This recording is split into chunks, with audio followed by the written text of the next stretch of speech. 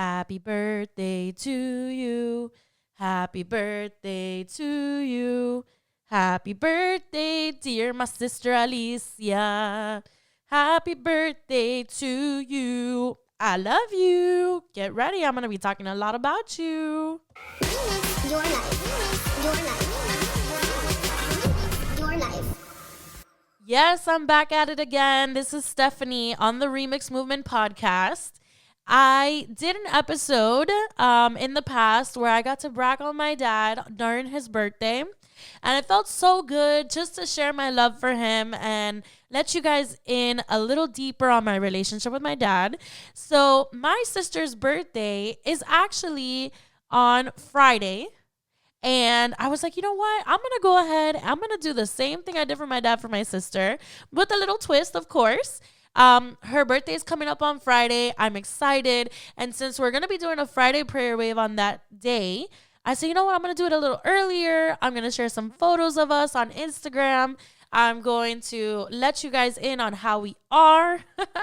and I want to take it a little step further. And we're going to talk a little bit later on about the characteristics of a godly woman, or the Proverbs 31 woman in the Bible.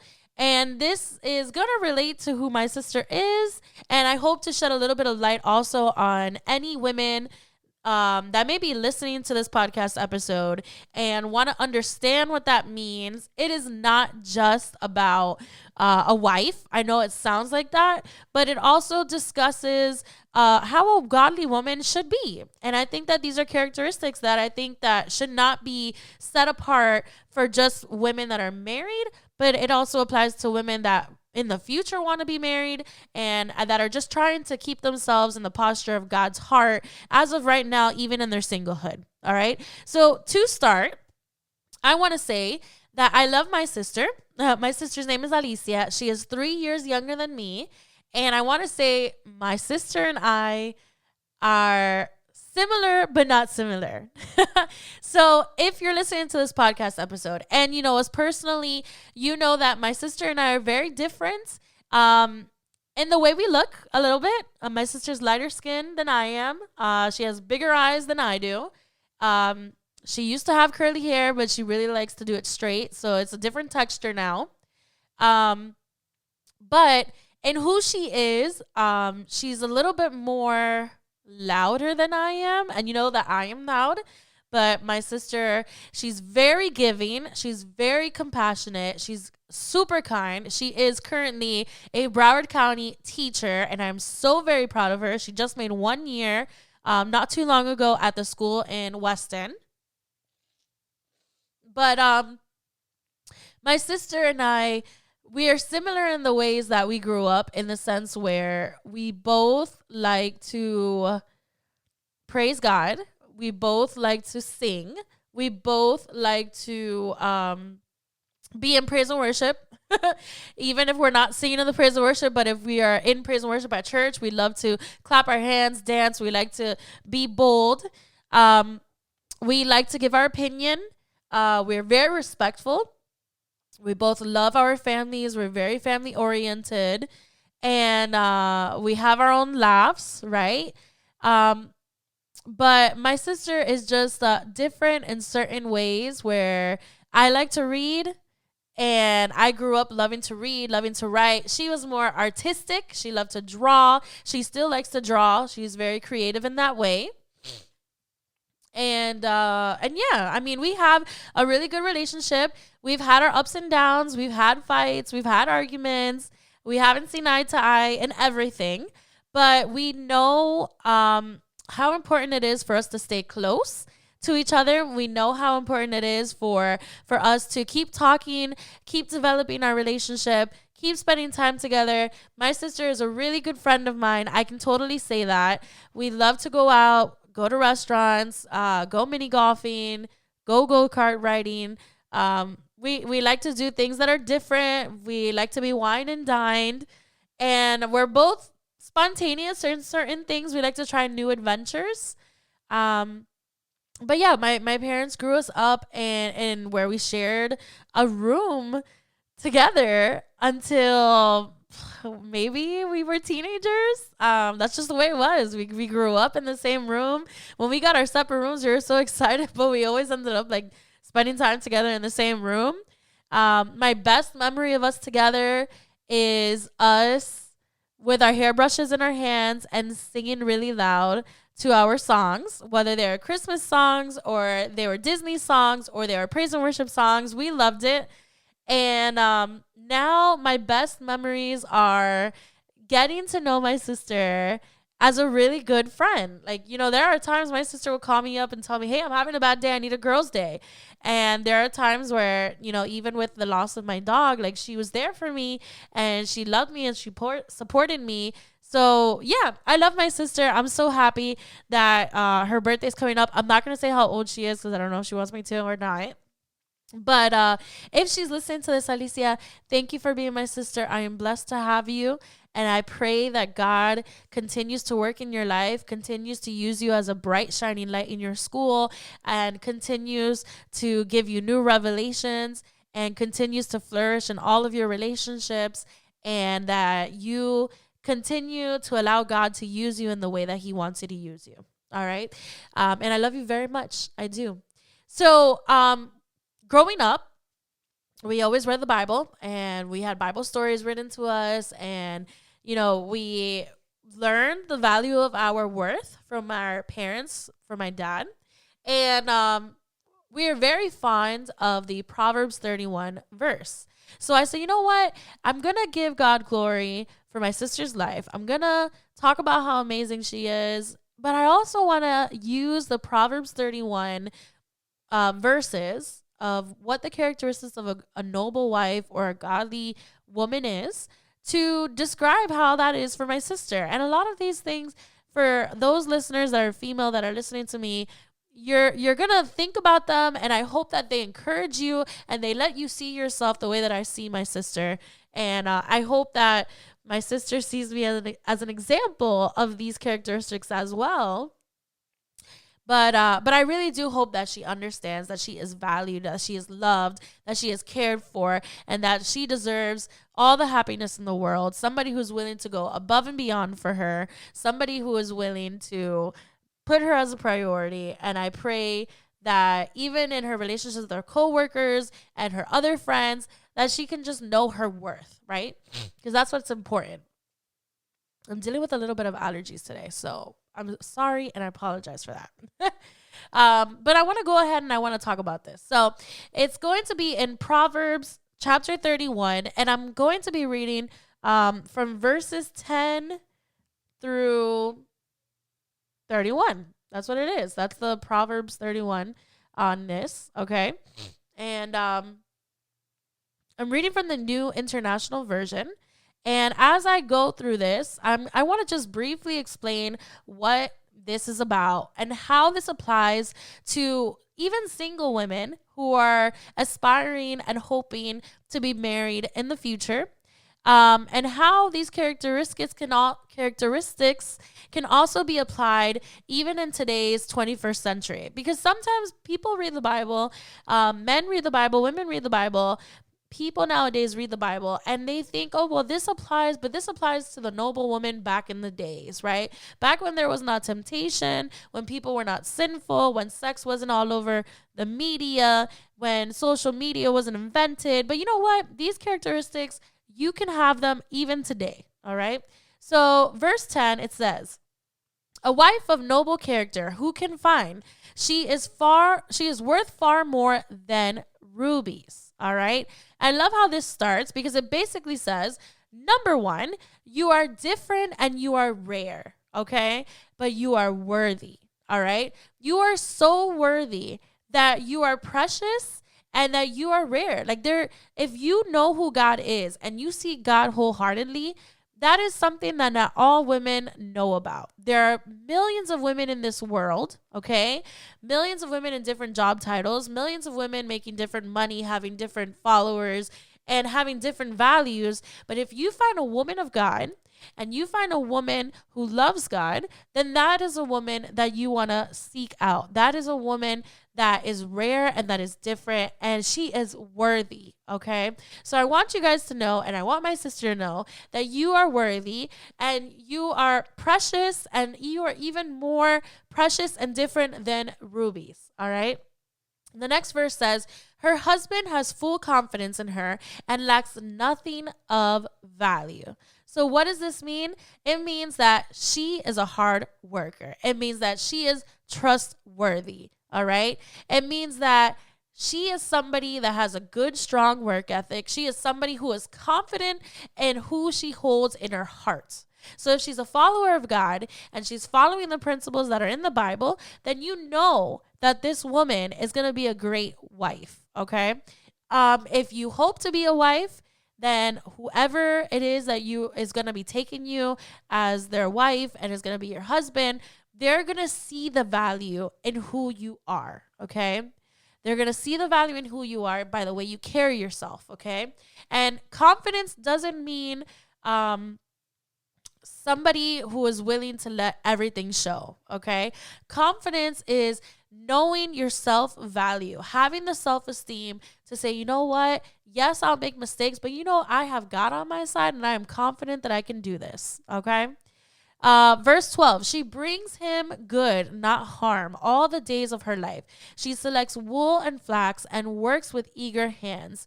She is like the merchant ship, bringing her food from afar. All right. What does this say about her? She can provide for her family as well as a man. Okay. This is what I love about this, right? She has eager hands. That means that she's willing to do some work. Okay. She's willing to show her stewardship. All right. She's trustworthy. She's dependable. Okay. She is strong. A noble woman is somebody who's willing to go out and support the person that she's with, support her friends, support her family, support her future husband, okay? Verse 15, she gets up while it's still dark. She provides food for her family and portions for her servant girls. She considers a field and buys it out of her earnings, and she plants a vineyard. She sets about her work vigorously. Her arms are strong for her task.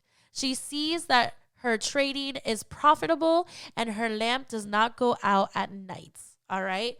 Again, this is basically saying this woman is going to work hard. She's going to do what she needs to do. She's going to work hard for her family. All right.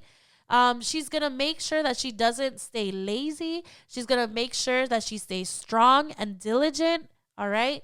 And again, I see all of these things in my sister. Like, my sister, she's willing to put the work in. Like, she's about to get her, what's it called? Her certification renewed for teaching. She's applying herself. She's learned throughout her life that even if she makes a mistake and she doesn't pass the first time, that she's going to try it again. She's going to put all her efforts in. My sister really, like, she is a Proverbs 31 woman. Like, she is willing to put the long time into saving what she needs to save, into buying what she wants to buy. Like, I definitely see my sister as this Proverbs 31 woman. All right. Where did I stop at? Verse 19. It says, in her hand she holds the distaff and grasps the spindle with her fingers. She opens her arms to the poor and extends her hand to the needy. When it snows, she has no fear for her household, for all of them are clothed in scarlet. She makes coverings for her bed. She is clothed in fine linen and purple. All right. Purple means royalty. All right. So she's clothed in fine linens, means she's taking care of herself. Okay. This is where we get into a woman that is godly. Makes sure that she looks good. All right. She got her nails done. She got her makeup on. Even if she doesn't have her makeup and nails done, she looks representable. Okay. And it says she makes coverings for her bed. Like, she makes sure that in the household, she's taking care of where she's sleeping, taking care of her children. All right. My sister doesn't have children yet, but in the future, she's going to have these characteristics. She's going to want to take care of her children. She's going to want to make sure that she is always showing kindness, okay? And when it says she extends to the poor, that's kindness, that's compassionate, that is generosity, all right? A woman that is godly is willing to be generous. It comes from her heart. She looks out for those in need. She's willing to donate her time and her efforts, okay? Verse 23, her husband is respected at the city gate, where he takes his seat among the elders of the land. She makes linen garments and sells them and supplies them to merchants with sashes. She is clothed with strength and dignity. She can laugh at the days to come. All right. This is really important because godly women, noble women, women of value, okay? Not only are they strong and dignified, but you know what? They got their times where they're allowed to laugh at themselves. And let me tell you, when me and my sister get together and we laugh together, it is joy. It is joy. It is fun. It is something that brings us closer to each other. And I do feel like when we gather around the table and we give ourselves stories, or we go out for coffee and we invest in the women in our lives, or we invest in our marriages, and we show them that we have a sense of humor, that we can laugh at, jokes, and we can make fun of certain things. And we do it with a sense of dignity where, we're proud to show that these are characteristics that God has given us. I mean, my sister has humor. She is funny. I'm not even gonna lie. Like, sometimes she be saying stuff and I'm just like, wow, like, where did that come from? But you know what? She does it. She has joy. She's happy. Okay. Verse 26, she speaks with wisdom, and faithful instructions is on her tongue. She watches over the affairs of her household and does not eat the bread of idleness. All right. Her children arise and call her blessed. Her husband also, and he praises her. Okay. She speaks with wisdom. What does this mean? We are committed to discerning truth from the word of God. We are willing to know that when we have a problem, we go to God. We know that there's power in prayer. We go back, and whatever advice we give it knowing that God is on the other side with some wisdom, okay? She loves her husband. She honors her husband. My sister's not married yet, but whenever she will get married, I believe in my heart that the man of God that she's going to have in her life is going to honor her, is going to respect her, is going to love her, and is going to lead her in the full confidence of who God is. And what happens is when you have a godly man and you have a godly woman and they're working towards their marriage and they're feeding for their family, God has to be in that marriage, all right? So for women that are single, it's important for you to know that when you speak, you have to speak from wisdom. And where does that wisdom come from? It comes from the Bible. So you have to make sure that you're always doing your devotionals, seeking God, looking towards him, and keep yourself knowing that the same instructions you were given, they're also being given to your future spouse, your future husband, all right? Men are called to lead their family, right? They're called to be the head of the household, but the women are there not just to submit to them, but to lead as well. They lead with the children. They're the ones that are there to show them the way, okay? Verse 29. Many women do noble things, but you surpass them all. Charm is deceptive and beauty is fleeting, but a woman who fears the Lord is to be praised. I want to read that again, okay? Charm is deceptive and beauty is fleeting, but a woman who fears the Lord is to be praised, okay? When you honor God, that honor and that truth is so valued in front of others, okay? Yes, you can pay for makeup and you can do your nails. Yes, you can pay for nice clothes. Yes, you can even create your own clothes, right? But if you are following God's word and the man of God who's supposed to be with you is attracted not only to your outer appearance, but to your inner appearance, and he sees the heart of God in you, then you know that you are valued. You know that God is going to bless you, okay? And the last verse, verse 31, give her the reward she has earned and let her works bring her praise at the city gates. All right. So acknowledge these women, whether they're single or they're married. Acknowledge these women that hold these characteristics, that are willing to display who God is, okay? That are showing in their inner beauty and their outer beauty, that know their worth, that are beautiful, that are strong, right? Know that if you honor them, God is going to allow them to continue to praise them, and God is going to continue to lift them up. All right. Their work is going to be at the city gates. All right. My sister, listen, you are beautiful inside and out. I think it is amazing to see where you've come from, how you've grown. And it's amazing to see how God is still working on you. And I believe with all my heart that you are a Proverbs 31 woman, okay? All these things that I'm saying, I hope you take it to heart, and I hope you acknowledge them, and I hope that you continue to grow. I cannot wait for you to be an auntie in the name of Jesus soon. I cannot wait to see how God uses you in the ministries that he has you in your career. I cannot wait to see you be in your marriage in something that is beautiful, and seeing how God can transform you from your singlehood to your marriage. And Alicia, listen, I bless you here.